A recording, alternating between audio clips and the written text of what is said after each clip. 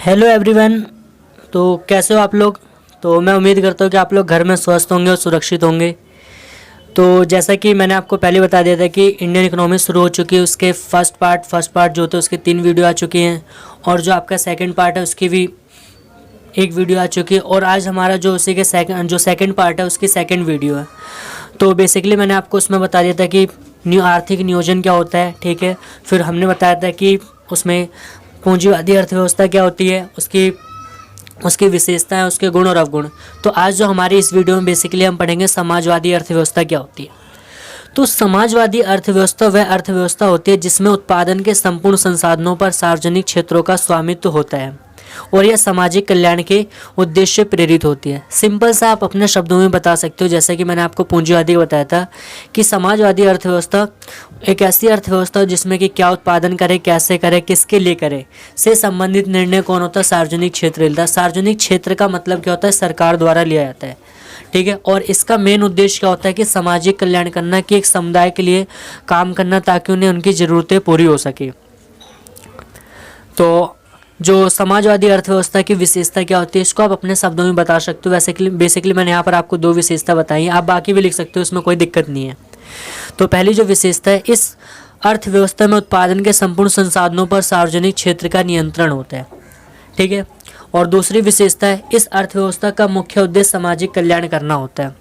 आप इसमें तीसरी विशेषता भी मेंशन कर सकते हो कि जो ये होता है लाभ के उद्देश्य, ये लाभ के उद्देश्य को उपेक्षित करती है, मतलब कि यहाँ पर कोई लाभ से मतलब नहीं होता है। और ये हमारा है समाजवादी अर्थव्यवस्था के गुण। समाजवादी अर्थव्यवस्था समानता तथा न्याय के सिद्धांत पर आधारित होती है। तो जो बेसिकली हमारी इकॉनमी होती है वो न्याय के सिद्धांत पर, समानता और न्याय के सिद्धांत पर आधारित होती है। इसका मतलब क्या हुआ, तो अगर आपको मैं सिंपल से बताऊं कि जो सरकार होती है, सरकार का मेन मोटिव होता है कि वो समाज के सभी समूहों को लेकर काम करे। समाज कभी भी अमीर और गरीब में भेदभाव नहीं करती है। तो सिंपल से वही ये आपको इसी में बताया गया कि जो ये समानता और न्याय के सिद्धांत पर आधारित होती है। इसमें वस्तुओं तथा सेवाओं का उत्पादन समाज के विभिन्न वर्गों को देख कर किया जाता है। मतलब जैसे कि जो सरकार होती है, जो भी वो प्रोडक्शन करती है, तो बेसिकली क्या होता है कि जो हमारी सोसाइटी होती है, जो भी है, उसके क्षेत्रों को ध्यान में रखकर किया जाता है कि विभिन्न वर्गों का उत्पादन किया ताकि उनको ज़रूरतें भी।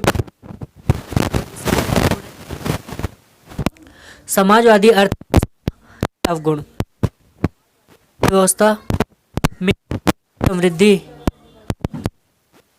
में आर्थिक समृद्धि नहीं होती है।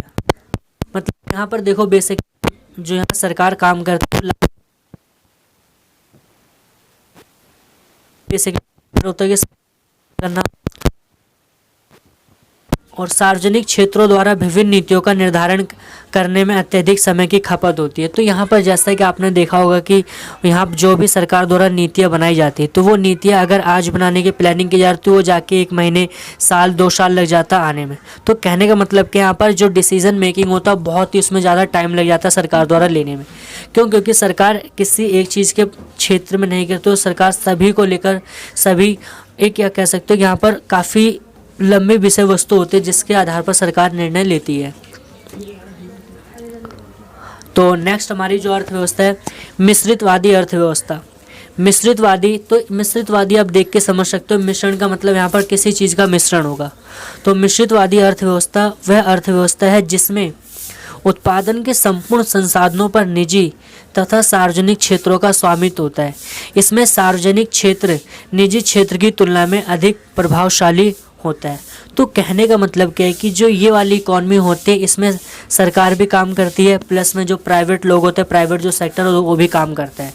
पर लेकिन इसमें एक खासियत ये है कि जो यहाँ पर गवर्नमेंट होती है उसका ज़्यादा गवर्नमेंट के पास ज़्यादा पावर होती है कंपेयर प्राइवेट सेक्टर की तुलना में। तो आपके लिए एक सिंपल सा क्वेश्चन है कि आप कमेंट सेक्शन में जाके वहाँ पर कमेंट करें कि समाजवादी अर्थव्यवस्था कौन से कंट्री में, मिश्रितवादी में कौन से कंट्री में और पूंजीवादी किस अर्थव्यवस्था। तो ये आपके लिए क्वेश्चन है। तो मिश्रितवादी अर्थव्यवस्था के विशेषताएं देखते हैं। इस अर्थव्यवस्था में उत्पादन के संपूर्ण संसाधनों पर निजी तथा सार्वजनिक क्षेत्र का स्वामित्व होता है। तो देखो मैंने आपको सिंपल से सरल शब्दों में बता दिया था कि ये वाली इकॉनमी होती है, इसमें 2 लोग काम करते हैं। तो वहाँ पर जो भी रिसोर्सेज होंगे उस पर कंट्रोल क्या दोनों लोगों का होगा। इसमें सार्वजनिक क्षेत्र सामाजिक कल्याण के लिए तथा निजी क्षेत्र लाभ के लिए कार्य करता है। तो सिंपल सा कि जो प्राइवेट सेक्टर होता है वो मेन क्या काम करेगा, या आपने पूंजीवादी में पढ़ा था, उसका मेन मोटिव क्या होता है, प्रॉफिट अर्निंग करना। और जो गवर्नमेंट सेक्टर होता है वो क्या करता है, वो सोशल वेलफेयर करता है। और तीसरी इसकी विशेषता है, इसमें सार्वजनिक क्षेत्र निजी क्षेत्र की तुलना में अधिक प्रभावशाली होता है। मतलब यहाँ पर दोनों होते हैं, दोनों में से लेकिन जो ज़्यादा प्रभावशाली, जो ज़्यादा ताकतवर होता है वो गवर्नमेंट सेक्टर होती है। तो जो हमारी मिश्रितवादी अर्थव्यवस्था, उसके गुण देखते हैं। मिश्रितवादी अर्थव्यवस्था में निजी तथा सार्वजनिक क्षेत्र आर्थिक विकास तथा सुरक्षा से संबंधित एक साथ मिलकर एक साथ कार्य करते हैं। देखो बहुत ही अच्छी विशेषता बताएगी कि यहाँ पर जो भी होता है मिश्रितवादी अर्थव्यवस्था में दोनों जो सेक्टर होते हैं, मतलब प्राइवेट और गवर्नमेंट, दोनों ही आर्थिक विकास और सुरक्षा से संबंधित जो भी काम होता है वो एक साथ मिलकर करते हैं। इसमें निजी क्षेत्र स्वयं के हितों की पूर्ति करता है, जबकि सार्वजनिक क्षेत्र समाज के वर्गों की पूर्ति करता है। तो ये देखो आपकी वही विशेषता कह रहा है। मतलब क्या है कि प्राइवेट का मेन मोटिव क्या होगा, प्रॉफिट अर्निंग करना, और जो गवर्नमेंट होगी उसका सोशल वेलफेयर करना। और जो मिश्रितवादी अर्थव्यवस्था थी उसके अवगुण, मिश्रितवादी अर्थव्यवस्था में विशेषकर सार्वजनिक क्षेत्र के अंतर्गत भ्रष्टाचार तथा अन्याय का समावेश होता है। ये आपको देखो पता है कि जो बेसिकली जो गवर्नमेंट होती है, गवर्नमेंट के जितने भी काम होते हैं उसमें हमें कहीं ना कहीं भ्रष्टाचार और अन्याय जैसी चीज़ों का समावेश देखने को मिलता है। तो यहाँ पर जो मिश्रितवादी अर्थव्यवस्था जिसमें सार्वजनिक क्षेत्र जो काम करता है, तो उसके अंतर्गत क्या होता है कि भ्रष्टाचार और अन्याय का समावेश होता है। समावेश का मतलब क्या है कि हमें इन चीज़ों के गुण देखने को मिलते हैं। और इस अर्थव्यवस्था में आर्थिक विकास की दर निम्न होती है तथा निजी क्षेत्रों द्वारा तीव्र गति से कार्य, जो गवर्नमेंट सेक्टर होता है वो कार्य बड़े स्लो धीरे करता है, लेकिन जो प्राइवेट सेक्टर होता है वो तीव्र गति से कार्य करता है। तो ये हमारी तीनों इकॉनमी थी, पूंजीवादी अर्थव्यवस्था, समाजवादी अर्थव्यवस्था और मिश्रित। हमने उसकी डेफिनेशन देखी, उसकी विशेषताएं और उसके गुण अवगुण को पढ़ा है। तो बेसिकली इसमें से आपके 2-3 नंबर के क्वेश्चन पूछे जा सकते हैं। तो हाँ, ये देखो गाइस बहुत ही इंपॉर्टेंट क्वेश्चन है, मैं इसको ध्यान से पढ़ना क्योंकि पेपर में क्वेश्चन डायरेक्टली 6 नंबर का आता है और इस चैप्टर का सबसे इंपॉर्टेंट टॉपिक है। ठीक है, तो इसको समझना ध्यान से। अगर आपको कोई चीज़ नहीं समझ में आ रही है तो आप प्लीज़ कमेंट सेक्शन में जाओ, वहाँ पर कमेंट करें कि हाँ इस शब्द का मतलब नहीं या फिर लाइन नहीं समझ में आई है, तो आप कमेंट करें ज़रूर, ताकि हमें ये पता चलेगा कि आपको उस चीज़ की दिक्कत और आपकी जो, देखो हमारा मेन काम है कि आपके प्रॉब्लम को सॉल्व करना, सिंपल सा है। तो आप उस चीज़ को समझ सकते हो। अगर आपको कोई दिक्कत आ रही है तो आप कमेंट सेक्शन में जाके कमेंट करें कि हाँ चीज़ें नहीं क्लियर हो रही है। तो क्वेश्चन देखते हैं क्या, भारत में नियोजन के दीर्घकालीन के लक्ष्य तथा उद्देश्यों को समझाइए। देखो क्वेश्चन में यहाँ पर 2 चीज़ें बता दें कि नियोजन का मतलब मैंने आपको बताया था प्लानिंग, और दीर्घकालीन का मतलब एक लॉन्ग टर्म के प्लान करना। अब ये दीर्घकाल का मतलब आपका 1 साल 2 साल नहीं है, यहाँ पर दीर्घकाल का मतलब बेसिकली 10 साल 12 साल 15 साल 20 साल 25, मतलब ये है कि भारत में नियोजन के दीर्घकालीन उद्देश्यों को समझाइए। कि भारत ने जो प्लानिंग करना शुरू की थी, तो भारत ने जो लंबे समय के लिए प्लान किया था कि हम एक लंबे समय में जाके ये चीज़ें प्राप्त करना है, तो उसके क्या क्या उद्देश्य थे, फिर क्या क्या लक्ष्य भारत ने, क्या क्या चीज़ें भारत ने लंबे समय में टारगेट की थी, गोल बनाए थे, अचीवमेंट्स बनाते कि भारत को ये अचीव करना है। ठीक है, तो वो हमें देखना है कि भारत के लॉन्ग टर्म के गोल क्या थे, लॉन्ग टर्म के अचीवमेंट क्या थे, कि भारत उन चीज़ को अचीव करना चाहता है। ठीक है, तो भारत में नियोजन की शुरुआत पंचवर्षीय योजना के साथ हुई थी। मतलब हमने जो प्लानिंग करना शुरू किया था वो कहाँ पर, हमारा जो 5 ईयर प्लान था उसी के दौरान हमने उस चीज़ को भी शुरू कर दिया था। इन नियोजन का दीर्घकालीन लक्ष्य निम्नलिखित था। मतलब जो हमने प्लानिंग की थी कुछ चीज़ों को प्राप्त करने के लिए और लॉन्ग टर्म में प्राप्त करने के लिए, तो वो सारी चीज़ें नीचे दी गई हैं। पहला क्या था, प्रति व्यक्ति आय तथा जीडीपी में समृद्धि। मतलब हमने फर्स्ट जो प्लानिंग की थी, हमने जो एक लक्ष्य रखा था, फिर एक जो हमने टारगेट किया था कि हमारी जो पर्सनल इनकम है और जो जीडीपी की ग्रोथ है उसको क्या करना है, उसको बढ़ाना है। ठीक है, तो हमारा फर्स्ट प्लान था। तो भारत में नियोजन का एक दीर्घकालीन लक्ष्य था जीडीपी में वृद्धि करना। मतलब हमारी जो जीडीपी, हाँ यहाँ पर भी आपके लिए क्वेश्चन होगा कि जीडीपी का मतलब क्या होता है, आप जीडीपी से क्या समझते हैं, आप कमेंट सेक्शन में जाकर वहाँ पर बताएं मुझे। भारत में नियोजन का एक दीर्घकालीन लक्ष्य था जीडीपी में वृद्धि करना। जीडीपी में वृद्धि से अभिप्राय एक अर्थव्यवस्था में वस्तुओं तथा सेवाओं के उत्पादन में वृद्धि करने से। जीडीपी का मतलब सिंपल से देखो यहाँ पर क्या होता है कि वस्तुओं सेवाओं का उत्पादन बढ़ाना क्या कहलाता है आपका जीडीपी। जब जीडीपी में निरंतर वृद्धि होती है तो उससे आर्थिक समृद्धि कहते हैं। सिंपल सा। हाँ देखो क्वेश्चन मैंने आपको पीछे की वीडियो में कुछ शब्द आए थे तो मैंने आपको बताया था कि मैं आने वाली वीडियो में बताऊंगा क्या आया था वहाँ पर, आर्थिक विकास और आर्थिक समृद्धि। तो आर्थिक समृद्धि का सिंपल सा मतलब ये होता है, सरल सा अर्थ ये होता है कि आपका कि जब हमारी जीडीपी तीव्र गति से बढ़े तो वो क्या कहलाता है, आपका आर्थिक समृद्धि। ठीक है, अतः जीडीपी आर्थिक आर्थिक आर्थिक समृद्धि का एक सूचक है कि जो जीडीपी होती है वो आर्थिक समृद्धि का एक सूचक। आर्थिक समृद्धि से प्रति व्यक्ति आय में वृद्धि होगी। सिंपल सा देखो, अगर आपको समझना, सिंपल सा अगर मैं आपसे कहूँ कि अगर हम प्रोडक्शन करेंगे, हम कहीं काम करते हैं, ठीक है, अगर हम प्रोडक्शन करेंगे, वस्तुओं सेवा का उत्पादन करेंगे, तो उत्पादन करने का मतलब हमारा जो जीडीपी बढ़ेगी। अब जीडीपी बढ़ेगी क्या हमारी इनकम बढ़ेगी कि नहीं? सिंपल सा आप इसको लॉजिक लगा सकते हो कि आपकी जीडीपी बढ़ेगी तो हमारी प्रति व्यक्ति आय भी बढ़ेगी। और दूसरे हमारे क्या था कि पूर्ण रोजगार, जो हमने दूसरा दीर्घकालीन उद्देश्य बनाया था, फिर दीर्घकालीन जो लक्ष्य रखा था वो पूर्ण रोजगार। भारत में नियोजन का एक अन्य दीर्घकालीन लक्ष्य था देश में पूर्ण रोजगार की स्थिति उत्पन्न करना।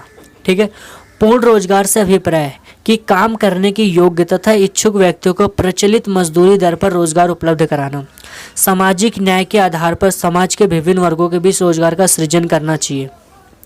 तो सिंपल सा दूसरा हमने क्या टारगेट किया था कि पूरे भारत के अंदर पूर्ण रोजगार की स्थिति उत्पन्न करेंगे। पूर्ण रोजगार सीधा अर्थ क्या, अगर आपको सरल शब्दों में बताऊं कि पूर्ण रोजगार मतलब एक ऐसी कंडीशन होती है जहां पर जो व्यक्ति काम करना चाहता है, ठीक है, और जो काम करने के इच्छुक है, तो उसको क्या करते हैं हम काम धंधा दे दे तो वो क्या कहलाएगा, वो पूर्ण रोजगार की स्थिति में आ जाएगा। और ये हमारा क्या था कि सामाजिक न्याय के आधार पर समाज के विभिन्न वर्गों के बीच रोजगार सृजन करना चाहिए। ठीक है, तीसरा हमारा जो दीर्घकालीन उद्देश्य था, फिर दीर्घकालीन जो लक्ष्य था, आय का समान वितरण। ये देखो आज के समय में भी हमारे समाज में देखा सकता है बहुत बड़ी कमी है। तो हमने ये टारगेट किया था कि आने वाले टाइम में, मतलब आने वाले दीर्घकाल में इस चीज़ को ख़त्म कर देंगे, आय का समान वितरण करने की कोशिश करेंगे। भारत में नियोजन का एक अन्य लक्ष्य आय का समान वितरण करना, क्योंकि आर्थिक समृद्धि अर्थहीन बनकर रह जाएगी यदि इसके लाभ केवल कुछ मुट्ठी भर लोगों को ही प्राप्त हो।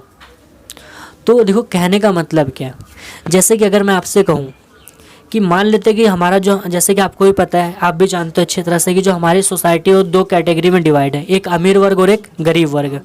ठीक है, तो जो अगर मैं आपसे कहूँ कि जो अगर अमीरों द्वारा अगर हमारी जीडीपी बढ़ती है तो क्या वो हमारे लिए अच्छी है? तो आपका भी कहना मतलब होगा नहीं। क्यों? क्योंकि वो सिर्फ एक समुदाय के द्वारा बढ़ी गई है। अगर मैं आपसे ये कहूँ कि जो हमारी जीडीपी अगर वो वृद्धि होती है उसमें सब मतलब अमीर वर्ग भी आते हैं और गरीब वर्ग भी, तो ये हमारे लिए क्या होगा, अच्छा होगा। तो मतलब कहने क्या होगा कि अगर सिर्फ अमीरों द्वारा होती है तो जो अमीर होगा वो अमीर और हो जाएगा और जो गरीब होगा वो और गरीब होता चला जाएगा। इसके मुख्य अवलोकन निम्नलिखित है। ऐसे समाज जहाँ धनी बन जाते हैं तथा निर्धन और निर्धन हो जाते हैं, क्योंकि वह अपनी ज़रूरतों को पूरा करने के लिए निरंतर संघर्ष करते हैं। सामाजिक समानता के आधार पर आय का समान वितरण किया जाना चाहिए। बिल्कुल, बहुत ही अच्छा पॉइंट यहाँ पर आपका। और नेक्स्ट जो आपका पॉइंट है आधुनिकीकरण। हाँ, तो मैं जानता हूँ कि आपके लिए वर्ड थोड़ा सा नया होगा, ठीक है, शायद आपने कभी ऐसा सुना है। अगर आपने सुना है तो इसका जाके एक्सप्लेन करो कमेंट सेक्शन में। तो भारत में नियोजन का एक दीर्घकालीन लक्ष्य था कि अर्थव्यवस्था में आधुनिकीकरण को अपनाना। तो आधुनिकीकरण को अपनाना, वस्तुओं तथा सेवाओं के उत्पादन में नई तकनीकों का, प्रौद्योगिकी या फिर तकनीकों का उपयोग करना आधुनिकीकरण कहलाता है। देखो सिंपल से अगर मैं आपको बताऊं कि हम जो प्रोडक्शन करते हैं, अगर उस प्रोडक्शन करने में जो हम टेक्नोलॉजी यूज़ करते हैं अगर उसको हम लेटेस्ट कर दें तो क्या कहलाएगा, हमारा आधुनिकीकरण। आधुनिकीकरण से वस्तुओं सेवाओं के उत्पादन में वृद्धि होती है तथा रोजगार के नए अवसरों का भी निर्माण होता है जो आर्थिक समृद्धि को दर्शाती है। और लास्ट आपका जो पॉइंट है आत्मनिर्भरता है। तो भारत सरकार ने नियोजन के द्वारा ये भी एक प्लान किया था कि लोगों को आत्मनिर्भर बना दिया जाएगा। आत्मनिर्भरता का अर्थ है कि देश के अंदर उत्पादित वस्तुओं तथा सेवाओं पर निर्भर रहना। पहली 7 पंचवर्षीय योजनाओं के अंतर्गत इसे प्राथमिकता दी गई थी क्योंकि इसका मुख्य उद्देश्य था राजनीतिक हस्तक्षेप से बचना। तो जैसे कि मैंने आपको पहले पंचवर्षीय योजनाओं के बारे में बता दिया, तो आप उसको देखिए वहाँ पर जाकर। तो ये भी हमारा एक दीर्घकालीन लक्ष्य था कि हम लोगों को आत्मनिर्भर बना देंगे। तो ये हमारी वीडियो यहीं तक है, और जो इसका थर्ड पार्ट है वो आपको नेक्स्ट वीडियो में आपको प्रोवाइड करवाऊंगा। तो थैंक्स फॉर वॉचिंग। इस वीडियो को लाइक करें, शेयर करें और चैनल को सब्सक्राइब करना ना भूलें। हाँ, प्लस बेल आइकॉन का भी प्रेस कर दें ताकि आपको लेटेस्ट जो वीडियो होगी वो कंटिन्यू आपको मिलती रहेगी।